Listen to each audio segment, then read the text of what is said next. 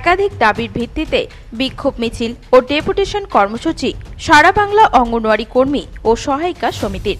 মঙ্গলবার দুপুরে কালিয়াগঞ্জ স্টেশন এলাকা থেকে একটি মিছিল অনুষ্ঠিত হয় সারা বাংলা অঙ্গনওয়াড়ি কর্মী ও সহায়িকা সমিতির কালিয়াগঞ্জ শাখার পক্ষ থেকে। এরপর কালিয়াগঞ্জের সুসংহত শিশু বিকাশ প্রকল্প আধিকারিকের দপ্তরের সামনে এসে বিক্ষোভ দেখাতে থাকেন সংগঠনের সদস্যরা।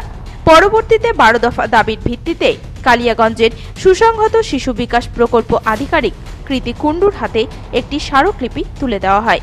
মূলত তাদের দাবিগুলি হল আইসিডিএস সহায়িকা এবং কর্মীদের সরকারি কর্মী হিসেবে স্থায়ীকরণ, বাজার দর অনুযায়ী ডিম, সবজি ও জ্বালানির মূল্য প্রতি মাসে প্রদান সহ মোট 12 দফা দাবির ভিত্তিতে এদিন বিক্ষোভে সামিল হন অঙ্গনওয়াড়ি কর্মী ও সহায়িকা সমিতির সদস্যরা।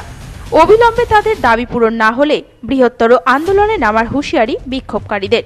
এই বিষয়ে সারা বাংলা অঙ্গনওয়াড়ি কর্মী ও সহায়িকা সমিতির জেলা সম্পাদিকা স্নিগ্ধা মৈত্র জানান,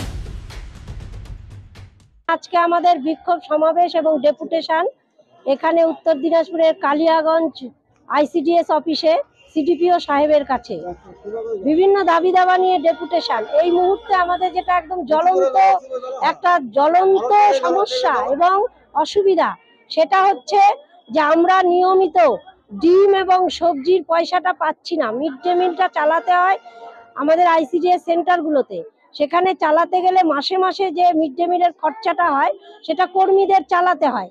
তো কর্মীরা আমরা চালাবো ঠিকই, কিন্তু সেটা মাসে মাসে টাকাটা যদি আমরা পাই, আগের মাসেরটা পরের মাস আগের মাস করলেও হয়, কিন্তু আমরা 3 মাস 4 মাস হয়ে যায় তাও আমরা সেই ডিম সবজির টাকাটা পাচ্ছি না।